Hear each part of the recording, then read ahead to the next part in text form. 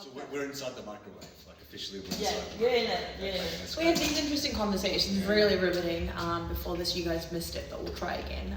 We'll do our best to be smart again. I think that's every riveting conversation in history has probably been missed. I mean, imagine how far along humanity could be if the riveting conversations were actually recorded. Absolutely, like the ones, you know, when you have like all of your mates in the garage and you're just kind of sitting around having some stupid like barbecue and, you know, like mocktails of all sorts. I think this is really a disclaimer for us, because if we say nothing important, we can always say, well, we said something important but the camera wasn't on. Absolutely, so absolutely. We still digress a lot, so we're going to do that constantly, and we're going to warn you now, forewarn you now. Forewarned, yes. So Darren, Yes. thank you for joining us in It's a Soul pleasure. Setup. This is a podcast, an opportunity, a conversation to really bring forth the things that we love most in the manner that has evolved us from not just from our passion and our purpose, but like the story of our lives and how we've learned the things we've learned while orchestrating art in our lives as, you know, artists of all these forms and modalities. And I would like to say you dabble in a lot of art forms and modalities, and currently you're exhibiting at Soul Gallery. It's just finished on Sunday. Oh. Yes, I had a wonderful photography, slightly immersive room that I had. Yeah, it's my first. It was amazing. It was your first? Yeah. How was it? Incredible, because I learned a lot about completion, and this has been a big part of my journey in that I'm a serial chase many different things. I think a lot of artists are like this. We have lots of different ideas and we like to kind of pepper around and spread ourselves thin, and I've had a lot of things that I haven't, you know, actually completed, and so this was a lesson in completion for me. It was wonderful just to see everything come together in one space. And why was completion important this time around? Why did you commit to it? I think, look, I've been through a lot of crisis, and I did a lot of soul searching at the start of the year, through January and February, and I'm trying to hack my life in a way that I look retrospectively in order to move forward. And part of that retrospective, you know, viewpoint is looking at not where I've gone wrong or where am I weakest, but, you know, why aren't I exactly where I want to be in life? And some of the answer to that is potentially just through habit and process, right? It is just going, well, you know, if these are things that I really want, I am not following through on completing things before I move on to the next thing, and therefore I'm not really completing anything. I think completion is, I use the word drug, it's the drug of hope, right? Every time you complete something, you move forward. We want to see progress. So for me, getting the exhibition's kind of a milestone, because there's some big stuff that I'm working on, and it's ambitious. And how am I going to complete that if I can't, you know, do things in a microcosm? So, yeah, so as I use completion, it's artistically beautiful, and I feel very proud of the work, but I'm most proud of the fact that I pulled it right through to completion, and people walked into a space and it felt complete. Congrats. And so, yeah. And this is also a form of healing in my life, because, you know, I look at all my loose ends in my life and I go, okay, well, where's the completion, where's the closure, where's the moving forward, where's the growth? And yeah, it's been a big part of how I sort of reformulate where I'm at professionally and personally this year. And what else are you completing this year, do you think? Do you wish to? Completion things this year? Oh gosh, there's a big list. Like lots of little check boxes to run off. I'm moving into, and I was explaining to a friend a bit earlier today, because I've been trying to paraphrase, what am I? Am I a photographer? Am I a writer? Am I a filmmaker? And am I a technologist? And all of these different things that I've done. What I want to do is, and I suppose I can paraphrase it as the creation of immersive realities in real physical space. That's what I want to do. And what this Creation of involves, immersive realities in real physical space, right? Which is basically the transformation using projection, interactivity, motion tracking, biofeedback, creating physical realms that people can walk into without an apparent layer of technology. So a phone, a VR headset, because I've done stuff like that. And literally be transported into a magical realm. With that, done a lot of research in neuroscience and meditation, and I'm taking all the things that I learned from meditation and yoga and mindfulness, and I'm trying to fuse this into an experience that people can have where they have an elevated state of consciousness. Now, technology is the tool behind the magic, but I want the technology to be transparent, not apparent. Because as soon as the technology is there, well, then it comes about the tool, right? Of course. And I've experienced this with augmented reality. You know, I'm looking at some really cool stuff, but I'm using my phone, I'm using my tablet, you know, I'm looking at the world through a device. And there's nothing wrong with that, but I think we're just spending so much of our time looking at the world through a device. Absolutely. So creating these large-scale interactive exhibitions that are based on projection mapping and light that people walk into, you know, need to engage with any technology and have socially cohesive experiences. Because the other part of what I miss being working in technology is the disconnectedness that comes from devices. And so for me, important this year, getting back to the whole checkbox, what do I want to achieve, I've got a major exhibition that I'm working on. Actually had a really exciting meeting this morning, which I can't say anything about.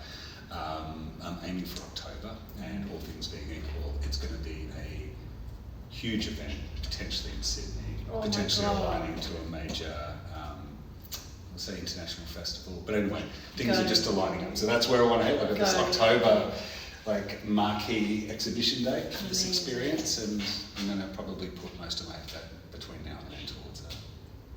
It's a big growth year, huh? Yeah. Well, every year should be a growth year, but I think Every year should be a growth year, but I feel like some years, like seasons, they're like growing through learning, some years are growing through hibernation, you know, introspection, some years are growing through action and taking, I guess, steps in physicality. And I think this year, if you have seen the world's evolution of 2023, it's really like rapid growth. You know, politically things have been dispelled and moved and shifted. Economically things have been moved and dispelled and shifted. Physically people are moving and life is growing, and there's all this actionable thing taking place. And I feel like in regards to technology specifically, I feel, you know, hearing about AI in particular with all of these facets, like I believe technology is just another human consciousness. I feel like technology is a consciousness that we have put into this, you know, this medium, and it can allow ourselves to experience other parts of consciousness. However, the technology and that consciousness is only as good as or as exponential to what's the input. So they do say, you know, they've looked at AI, for example, feedback AI, you know, chat boxes and things like that. They're like, yeah, but they still have biases because there's only, you know, certain, I guess, inputs that we've been able to contribute to the making of this technology. And so when the AI is spitting you back, for example, they're like, you know, with people on social media that want to be up there with algorithms, you know, if I wanted to do a podcast every week on art, I can literally put in topics on art and say, you know, take me to the cliff notes of this book, and then define a podcast that can use this topic that I want to talk upon, take cliff notes from the book and summarize. And just taking like a 20 to 30 second snippet of my voice, that whole AI can configure a podcast without me even doing it, which is freaking amazing because humanity is wanting more time. How do we buy more time? However, I feel that's great for growth, but it limits us sometimes when there's our human expression is never going to be compared to technology. Our human potential is so much more. And I mean, how do you feel that navigation between being an artist yourself, like being the artist, and then also being an artist in technology, using technology for your art form? How do you feel the evolution is taking place for you? The AI one is an interesting one. Take like a step back. Humanity's been through many big tectonic changes, right? Through kind of empires, through art, through automation, industrial age. Like we've seen these big waves come. Every time a big wave comes, it's, you know, crisis, end of humanity time. We live in, you know, and I hear people say we live in uncertain times. We've always lived in uncertain times. Any time, like part of the world throughout history. Absolutely. So yeah, we're in a destabilised kind of constant flux state. I think what's kept people together is true social cohesion. Art tends to keep people together, so art and culture go hand in hand. These things are constants throughout history. It helps people reinforce identity and move forward. So then you have a look at something like artificial intelligence, and we look at how AI, as you said, can sort of mine information and generate, content for us. AI is a tool that's focused on productivity. And a lot of things that we create are, I guess, industrial mind thinking.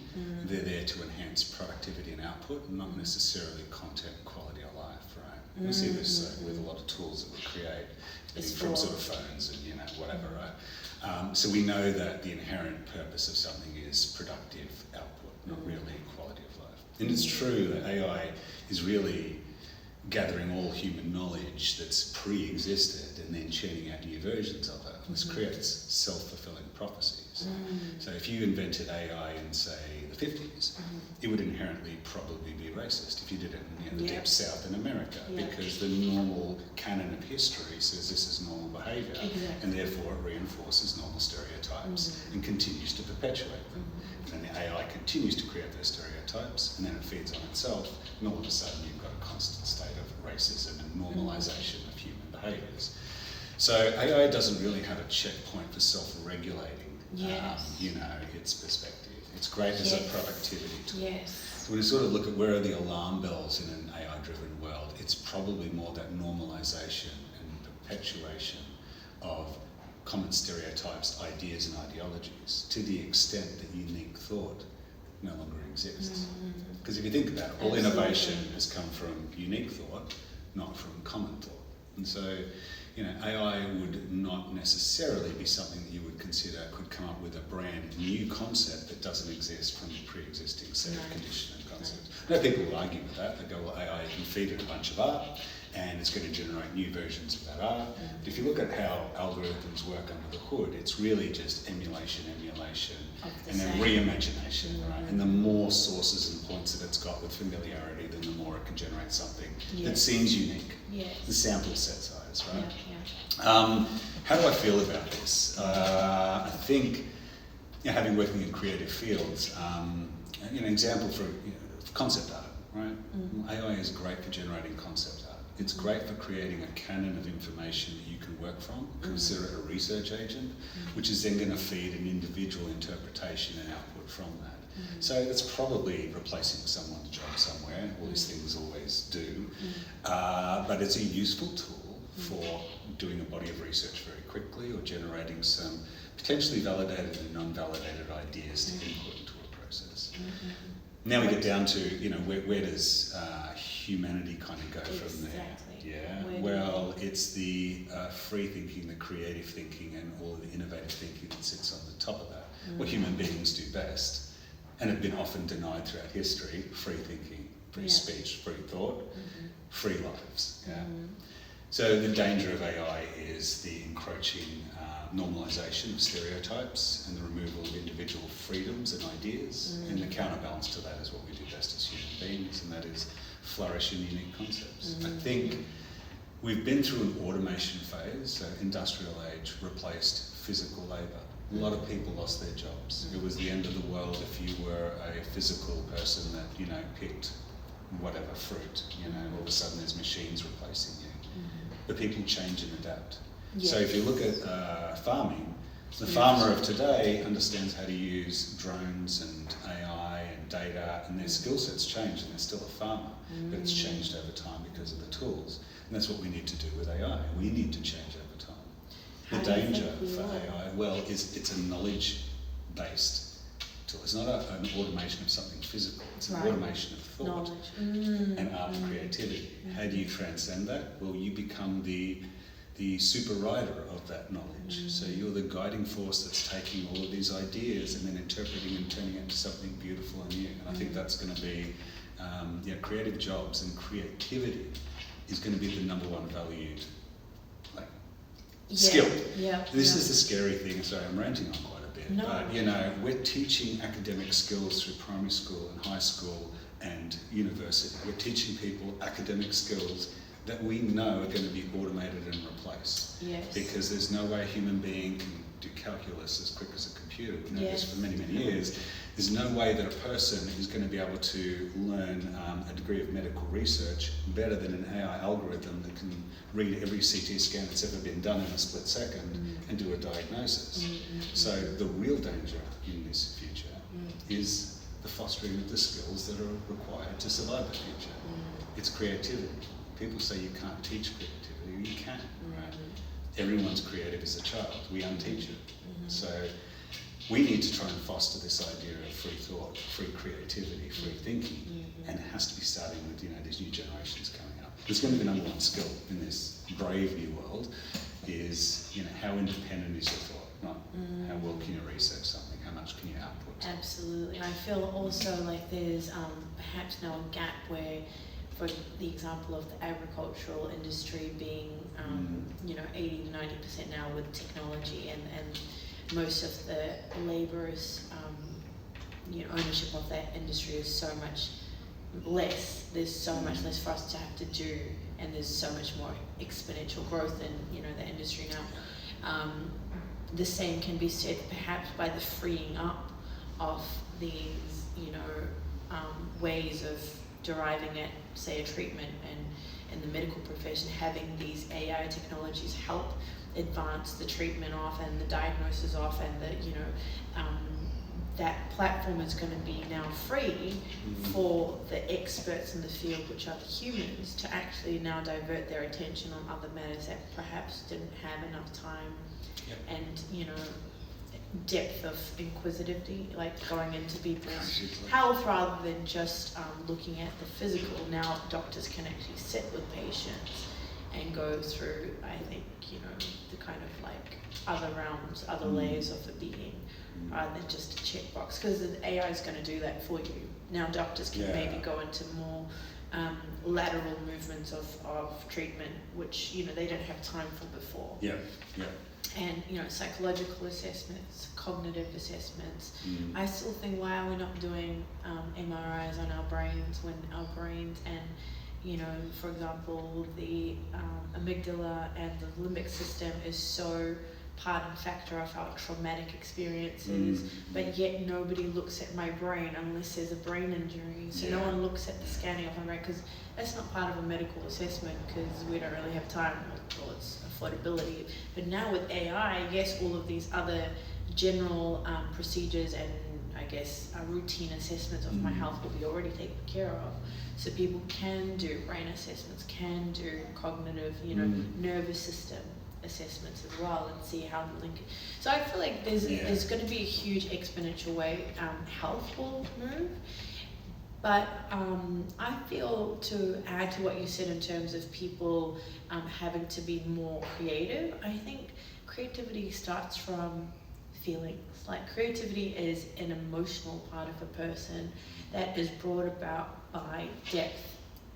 And depth is not really intellectual. Depth is feeling, because you go into a realm that is so much bigger than your mind, and the creative process of something being produced by way of art, whether it's music or dance, something aesthetically on the wall, or a video or any content, it's like there's something that you render from imagination, from your soul, from your being. It's not an intellectual process of you only configure how you make the product at the end. There's the intellectual validation and interpretation that goes on, So I think, for me, and a lot of people argue with this, creativity is essentially the unknown and the venturing into the unknown. All creativity spans from the unknown, the nothingness, or whatever else. You ask, where did that idea come from? I say, I don't really know. It just kind of came into my head one day. So anyone that's creative can sit down and go, I've got to come up with a good idea. It doesn't matter how much you focus on trying to create something. That doesn't happen. It happens accidentally. So your mind needs to be open to the unknown. How do you open the mind to the unknown? Well, you need a curious mind. How do you create curiosity? You enable play, free thinking, and a lack of fear of failure. Okay, so now you go backwards through this and you go, well, if you surround curiosity and that requires a lack of fear of failure, then all you really need to do is empower people just to be brave to pursue their own thoughts and ideas to venture through into that gateway into the unknown. It's why kids are so creative. Because there's no, oh, if I do that it's stupid, or I couldn't be that, or whatever, right? They just live in a constant state of, if a thought comes into the head, and you know, for better or worse, they will then just pursue that, right? It's like, today I'm going to be, you know, a fireman, right? It doesn't matter, you know. Is any adult that wakes up one day and says, today I'm going to be a fireman, people go, oh, you're mad, right? You're not a fireman, you couldn't be a fireman, you haven't been, you're not fit enough. You've been, you know, an accountant for 20 years. You can't be a fireman, I'm sorry. Exactly. This is how we live as adults. So that creativity skill comes from the same place. It comes from that sort of broad base, well, I'm fearless, you know, I'm just going to kind of, whatever pops into my head, I'm going to explore it. So, you know, going back to the... like we are going into that, aren't we? We are. More. Like, less in our fear, more in our hearts. I think there's been a big shift. I think crisis always creates that as well. So going back to, you know, oh, we live in uncertain times. Well, uncertain times then also foster the unknown. And the unknown, as long as you're in the right state of mind, is more about opportunity and growth than you think. So rather than looking at things like crisis, look at things like, well, we don't know what AI is going to do, we don't know what's going to happen geopolitically, or what's happening with Mother Earth, and all of these things are really fostering some of the greatest creativity we've ever seen. People are coming up with ideas, solutions, artistic interpretations, dialogues around it, thought processes, and so crisis creates that. And so, you know, there's a counterbalance that humanity always has with these periods of uncertainty, so AI, technology, whatever else. And it's where artists answer the call, and I think generally people and their creativity answers the call. It's really interesting what you said about healthcare. I think, you know, what we're after with something like AI is removing human error. This has always been the digital story. It's remove human error, but don't remove human uniqueness. Don't remove human empathy. Don't remove all of those human qualities in the sake of removing human error. Because what you then end up with is cold, calculated, pragmatic, destructive, and all of these other great traits. And is it possible to put that in technology? I mean, have you explored it in your, you know, how you said that you want to have like immersive interface between mindful experience using technology? How have you done that, and have you explored that? These are like programmed and controlled things, so, you know, biofeedback, taking of heart rate values, potentially reading people's temperature within a room, and using these as cues to try and interpret emotional state based on science that we have in one hand, looking at movement patterns and the way in which people move and interpreting that, and then re-projecting that back into an experience as an interactive piece, right? But that's programmed, that's not really based on any kind of like AI or machine learning or whatever else. It's one project where I'm kind of looking at that over a period of time, you know, machine learning how people behave and move, and then replaying that to other individuals in the space. But I think for me, I'm just trying to find that use of technology that can create a profound human experience that isn't really about the technology in the first place. And this just comes from ages old philosophy and cultural techniques of, you know, cave paintings and leading people into dark caves with, you know, torches and telling stories around these spaces. We've done this for thousands of years. We create immersive spaces in order to bring people from the normal world into the special world. And then within the special world, we may infuse or embody a piece of knowledge or a piece of inspiration. So trying to you know, build the modern immersive equivalent of maybe a cave that existed 2,000-3,000 BC that was used to educate, you know, boys and girls on their journey from childhood to adulthood, or, you know, the pathway, the door from life to death, or whatever that is. And that, I think, is the real value, because we probably have a deep lack of mythology and mysticism, and I use that word as kind of a little bit tainted because of mysticism, but we have a deep lack of mythology in modern society. We have a scientific basis for everything that exists that says if it's not fact, then it's fiction, and if it's fiction, it's the stuff of kids and story time, and you really shouldn't take it seriously. And just on that thought, like I think the undervalue of Indigenous cultures in the modern world is such a shame. The undervalue of now we're learning. We're learning now, yeah. Oh gosh, this culture was doing this ritual that we used to look at as going, oh, that's like a bit backwards and whatever. And then we find out that it's helping people psychologically, it's helping their mental health, it's helping their personal and spiritual growth, helping the environment, helping their physical health, and we go, oh. So we went and built all of these things, like these modern medical systems and all these like sort of systems that we've built to try and deal with problems, because we took away mythology, ritual and culture, and all of the tools that help people outside evolve, of the basic kind of living stuff. Right? I think that's what we're in a nutshell trying to create. Every time I think about the movement, as we call it, I think the movement of all of these artistic expressions, this community movement, these studios, whatever we're doing collectively, individually, it's that tribal, Indigenous, at the roots of how we evolved, bringing those notions back into cause, because there is an effect.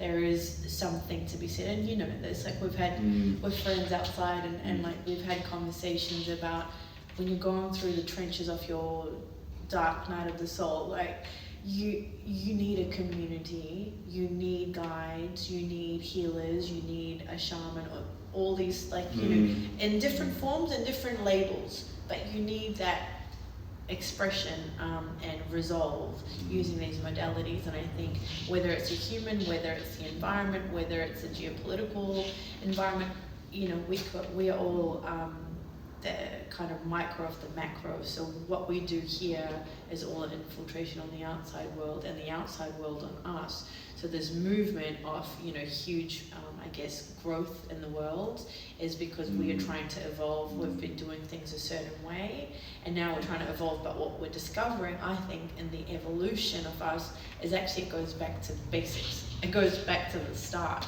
We've just kind of lost our way because we've forgotten. But what we need is to come back to tribe and communion and friendships and relationships and guides and art. See, this is what you're doing in a community space, and that's why I mentioned earlier that social cohesion is an important part of any kind of interactive installation that I create, because this is about tribe, it's about connection. We miss this, we think we're connected. I mean, my exhibition was on perceived isolation, because the irony of us having millions of people flowing past each other and being disconnected, and this strangeness that we create in public spaces and in communal spaces. You can go to many, many public spaces and see hundreds or thousands of people sitting together with nothing but a common interest binding them, but no real sense of tribe. We call this tribe, but it's maybe not quite what we'd consider tribe in a real connected sense. So the social cohesion and connectivity, which is what I guess culture and ritual have always done in human history, is relatively missing. People find it in all different ways. You can't underplay it. Sometimes people have anything from like knitting groups to, I do a little bit of Latin dance. It's a Latin dance community. It's wonderful, connected, socially cohesive. But we try and do this through art, in activations and in spaces like this. And then we start to bring in some of that healing that comes from those, let's call it ancient practice. So, I don't know, like we started talking about AI and where's humanity going. Why don't we, spend a little bit of time thinking about where humanity's come from, and also look at how many backward steps we've taken. We're always talking about this next frontier and this innovation, space exploration, AI, robotics, all these things that we can do because we're clever, because we're smart. We do some amazing things, and then the only thing that we don't seem to do outside of selected circles is also look backwards and go, maybe 3000 BC we had some better ideas about how people can live their daily lives and deal with becoming an adult, because now we've replaced some basic like ritual and communion with school and academia and books and YouTube videos and all of these like counselling and podcasts and things talking about how do you cope with this. Rather than actually we manufacture all this crisis out of innovation as well. So can I share a story? You can share a story. I love stories. There was this story that I heard about a very reigning, he was reigning across all these countries, prince, and he just was in this kind of momentum of taking countries. Like he just wanted to have this country's in his position, this country under his rule, this nation. You know, he was just like reigning across the world, like with all this. Sounds spookily like certain leaders in the modern age. So, yeah. So I mean, figuratively speaking, you can call him anything. I mean, let's call him. I don't know. Actually, I won't, because labels can really disturb people. Sorry. But you can mention in your mind anyone that is of that description. And he's going down this parade. So there's a parade in his town because he's now acquired in like the 20th other country. And he's having this orchestration for him, this celebration for him. There's all these people all from, you know, his town, just kind of scattered all the way from this end to that end, and just a line of people parading and celebrating him, and he's loving it. He's like, yeah, another one down, another one on my belt, and he's going down, and he surpasses like all this beautiful, like, you know, crowd of people cheering. There's one person in the crowd that's just kind of like sitting there, and actually he's just kind of leaning on the pole and just looking blankly out. And he looks like this beggar, not wearing, you know, anything fancy, and just kind of minding his own business and not really taking part in the parade or anything. And he felt a little disrespected, and he kind of stopped the parade, and he stopped the cart, and he like got off, and he walked up to this beggar that he perceived to be a beggar, and he goes, "Hey, what's going on? Like, this is respect." Where's the respect? Hey. And then he's like, and then the beggar looks up, his perceived beggar, and he looks up at the prince, and he goes, "Oh, I'm so sorry. Like, what was it that happened? What did you do? What are we celebrating?" And the prince is like, "Don't you know? I've just acquired the 20th country, and now I'm the reigning prince over there, and like now they're our people, and now we have them." And then the beggar says, "So that's great. What are you gonna do?" And he goes, "What do you mean what am I going to do?" He goes, "Well, what are you going to do next?" And he goes, "Well, then after this parade, I'm actually getting ready to go into battle and get my 21st, you know, my 20 plus number of countries. I'm going to go for the next 10. I want to get to 30. It's a classic corporate ladder, isn't it? Right. And then this poor man is like, "Okay, well, so you're going into battle next after this, and then what if you get to the 30th and you're still here? What's next after that?" He's like, "Then I'll keep going. I want another 10, and I want to get to 40 countries." And he's like, "Okay," so then they just kept going. And then he kind of like realized that he's just going to keep asking the same question, and the prince is going to repeat the same answer, and it'll never end. And so then the prince turned around and said to the beggar, like, "So what are you doing? Like, what are you acquiring?" Yeah. And the beggar said to him, and he said, "I actually have acquired like nothing, and I've already reached my destination. So after all of that, you know, acquiring, I just wanted to rest, and I just started resting earlier than I needed to, you know, like then losing my time, losing my effort into all of these acquisitions and all of these ways of attaining what I would feel would fulfill me, and I would have, and then I would be something. I just became that thing now. I just became at peace now. I just became abundant now, and you might see me on the side of the road, but I'm already a king in my head. You know, I've already achieved it." And then he realized that, you know, it's actually quite a never-ending ladder. And I think sometimes when we are on this path, we want to acquire, but there's a difference between acquisition and service. Acquisition is trying to acquire something for the fulfillment of self. Service is for once you're so fulfilled in self that you're overbearing with all this gift or, you know, quality or teachings or something that you have to offer through art, through a medium of expression. You're giving to the world rather than trying to take from the world. And I think that's what the world is trying to see now. Like, we've taken so much.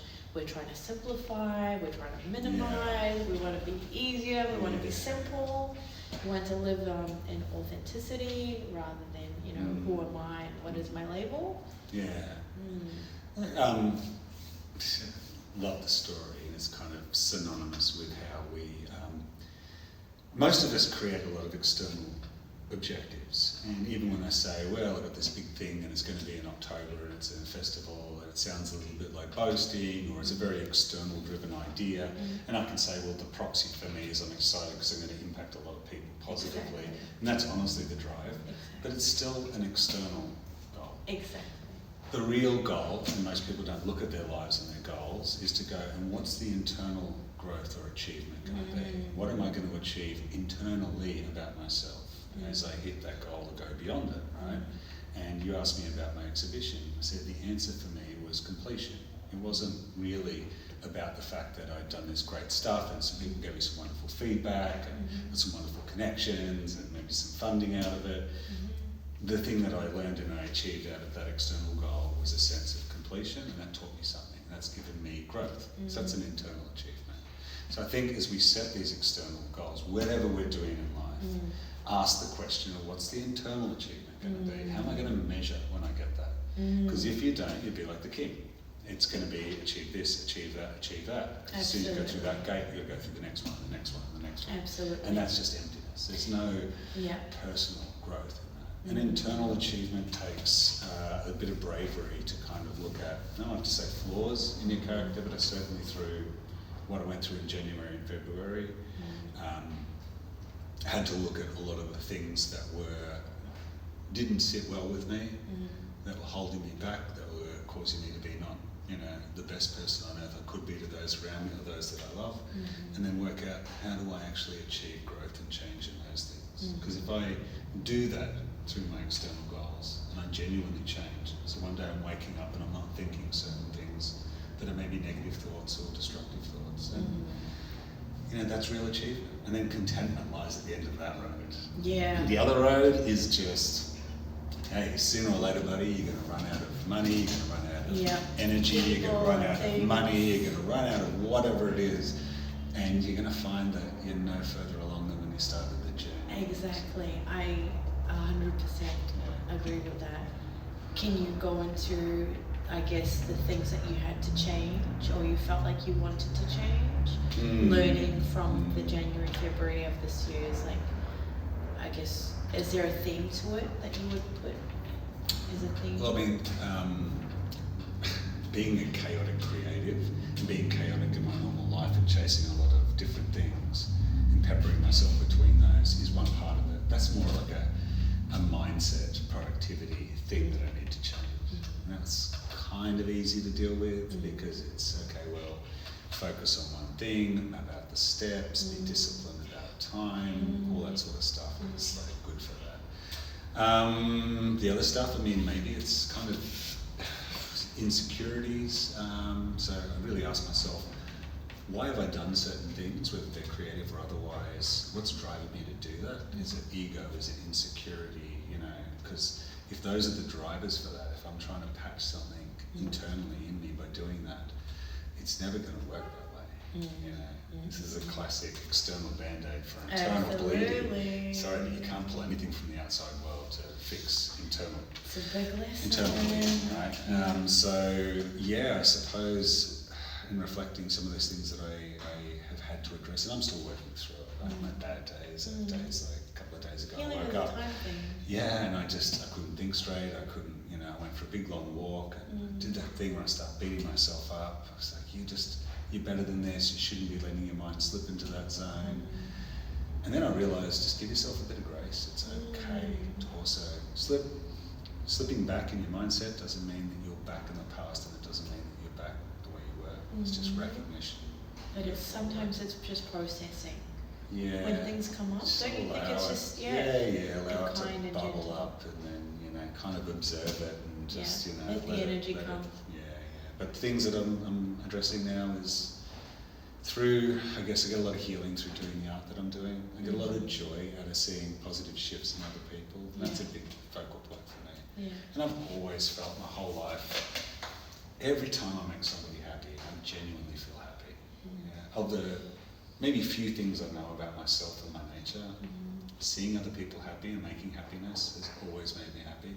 So that's kind of a focal point for the stuff that I'm doing. My soul felt that when you said it. It's happiness. Holy crap! Like It's you, so you see profound. somebody smile, and doesn't matter what kind of state of mind you're in, No, absolutely. you will feel slightly better no matter what's going on. Absolutely. So, you know, make as many people smile, and, you know, it's not like It really be does. toxically happy and spread happiness, Yeah. but genuinely, just try and do some positivity out there, Yeah. and you'll find that it echoes back to Absolutely. you, and you'll always lift you happier, you know, whatever state you're in. Yeah. That's the healing. I love that. I'll conclude with our couple of questions that I think as like a human we all can resonate with these questions, and by allowing yourself to be vulnerable and honest, maybe it helps us being vulnerable and honest. Oh, is this the vulnerable moment? Yeah, just the last one. Can we? Yeah, go for it. Yeah, sure. What is the most important thing to you? Phew. It's a very, very big question. The most important thing to me. I could Right answer now. that. I mean, I know it can change, but what comes up instinctively? Instinctively, I'd say, for me personally, and right now, is I've wasted, I don't want to say wasted a lot of years of my life, but I've been off the track, my purpose, right?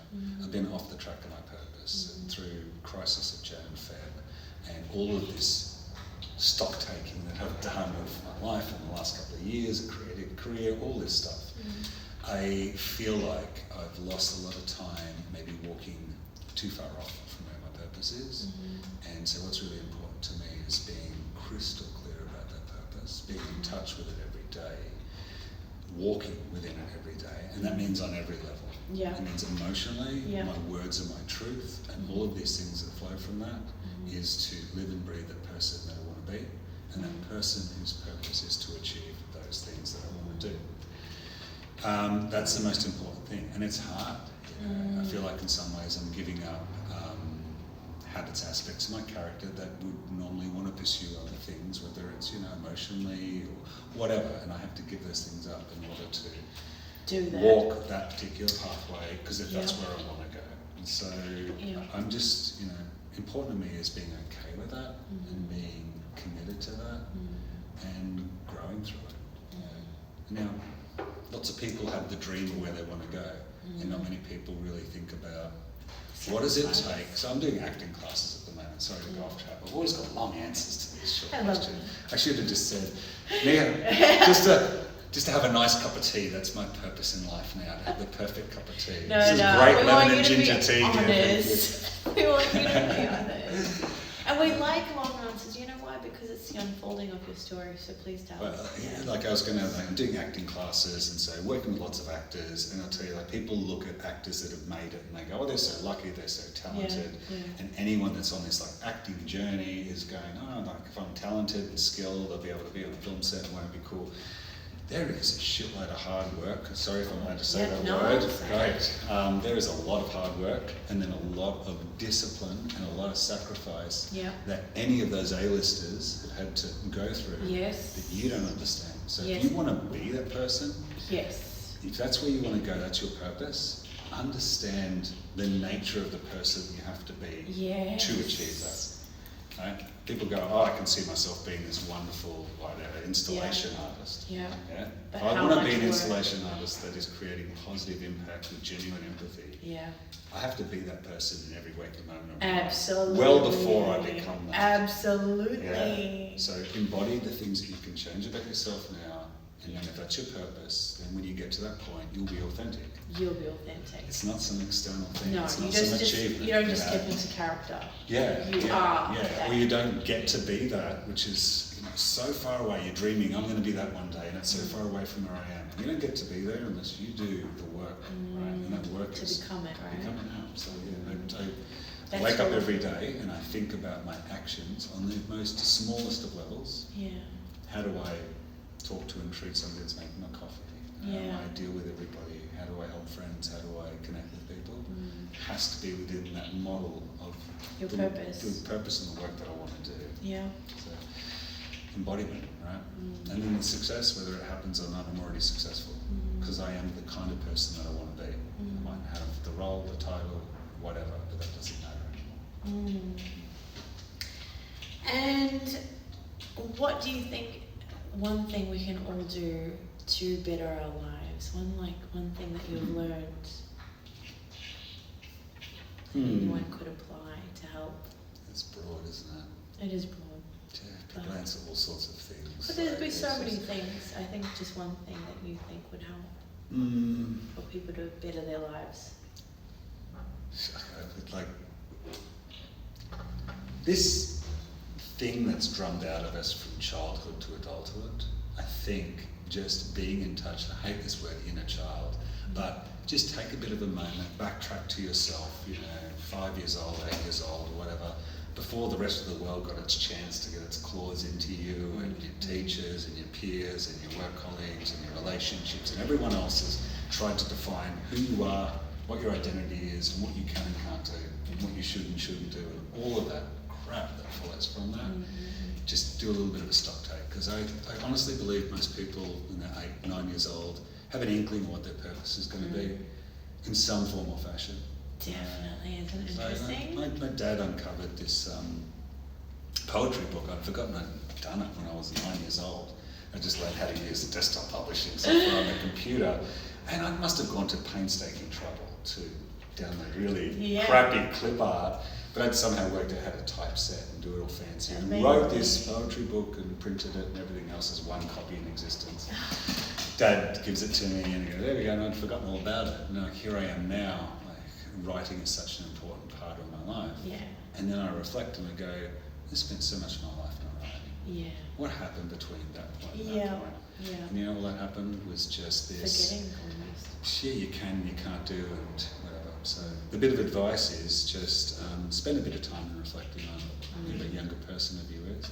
Wash away all of those years of judgment and thought, complexity that we had. And if we want to tie this back to the whole AI thing and whatever else, AI can probably outsmart, and outclass a doctor who's got 40 years of experience, a PhD candidate and anything else. Never be able to outsmart a 5-year-old kid. Yeah. Right? I'm sorry, but you cannot. Because that kind of random lateral thinking, an AI can't do. So we need to get in touch with that. Yeah. Right? Yeah. So spend a little bit of time doing that little stock take of one's younger self. That's my advice. Yeah, I like it. I feel like the human suffering really does stem from that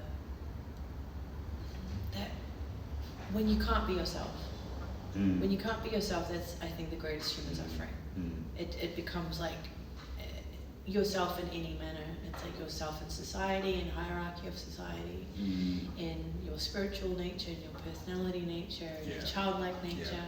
And suppression of that is like what makes people feel anxiety, depression, all of these, I'm going to summarise it, and it just kind of dawned into my head when you were talking just then.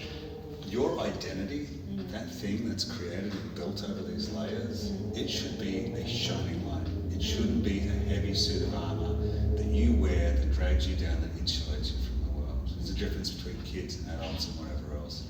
Identity is so important. It's the continuity of our life. Yes. Identity is made up with all of these retrospective memories that we've accumulated over time, plus that inner drive of the soul that's trying to get somewhere, and its purpose. Now, coupling with purpose is this identity that's formulated through memories and experience. Those things are meant to be a catalyst for this soul, this shining soul, that wakes up every day with infinite possibility and lots of learnings. It shouldn't be this damaged, heavy, pessimistic, insulated identity, right? Because if you wake up and every person around you expects you to be a certain person in a certain way every day, and you genuinely don't like that person that you wake up into, something's got to change. Something's going to change. And you have to break that, right? Absolutely, and I think just the appreciation of your emotive, nature. So when you do feel down and depressed or repressed, or there's just certain down, heavy emotions, don't push them away. Have the awareness to recognize and not disregard, and actually address, and then move through and find it really does start with environment. Your environment caters to your fostering of your safety, your nurturing, your growth, your heart, everything. Your 100%. environment is like so important. So whether you start from the immediate environment in your home, the environment in your surroundings at work, or your friends, look at your environment, like who are you the product of, and how is your conditioning from your environment being either a growth or a hindrance to your soul. How many people, must come into a space like this, and you'll probably hear it time and time again. I love being here because I can be myself. Isn't that beautiful and tragic at the same time? Yeah. Who are you being when you walk out that door? Yeah. Oh, I'm being the person that's reinforced. I've heard that when I come here and I talk to people. I actually feel like I can be myself. And it's I get that a lot. It's like, that's so beautiful, and I love that you're providing that safe space. Yeah. But something's got to change, brother or sister. Absolutely. Because this is like 5% of your time. The other 95% of the What are you time, doing? that sounds like a prison. It sounds like a prison. Like you don't want to have like 5% of your life free and the other 95% servitude. We do this to ourselves. One thing I like to tell people, and those like when they do give me that comment, and I love receiving them, I say make sure you practice this every day. Like you make sure you practice in an ashram of some sort, a temple of some sort, of communion of community or self or God or whatever you want to call it, whatever portal of connection, whether it's through reading a book, through dance, through technology, of like stimulating things. There's so many mediums now. We just got to choose environments that provide a portal to elevate ourselves rather than suppress ourselves, and continuously find that environment continuously. It's not like you eat for one day and you're not hungry the next day. Exactly. You need to nourish that. So that's some parting advice that I would 100%. Spiritual guidance is coming into a space and learning these things about yourself and seeing the empowered state. Spiritual practice, that's the hard work. That starts when you leave a space or leave meditation or whatever else, and now you have to apply it. Real life, real time. Be a Catholic, go to church and say, pray for, homelessness, and then walk past 100 homeless people and never do anything. And never do anything. So where's the connect here? Yes, right? that's the part of the becoming. You said my purpose is actually becoming who I want to be. And it has to start, right? And the minute you start that, as hard as the friction's going to be against yourself, against your insecurities, friends, family, whatever else, the minute you start that, well, things begin to change. Your reality begins to change. So it's challenging. It's challenging, but we are here to do this. Like that's the whole purpose of being here on this earth school, to be challenged, prevail, see that nothing actually can hurt you, nothing is actually taken from you, never actually damaging you at the soul if you allow yourself to transcend the physical nature of who you are. And we thank you for inviting art, creativity, your expressions through all the mediums you do kind of put out in the world. I feel like you invite others to be transported, and I think that's a welcomed, it's a leverage for humanity, and it's very welcomed in the space that we're moving towards. People like you creating it is so vital for us.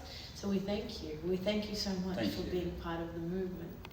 There's a 5-year-old kid, growing up in a country town that went and saw a movie one day. It was a Star Wars movie, of course. But things were a little bit difficult for me and my family and domestic situation at that time. And it was the first true escapism and hope that I'd had in a long time. I reflected on that, this childhood self, and I thought some, person on the other side of the world has made a film and created this thing who doesn't know me but has impacted my life so much. That's what I want to do for other people. It helped me, and time again, the arts have helped people, and spaces and spiritual healing has helped people. And this is the work of our practice. This is, creating something that hopefully helps somebody. You're not going to get negative thanks for it. It's not about that. It doesn't matter. I can do that for one other person on earth.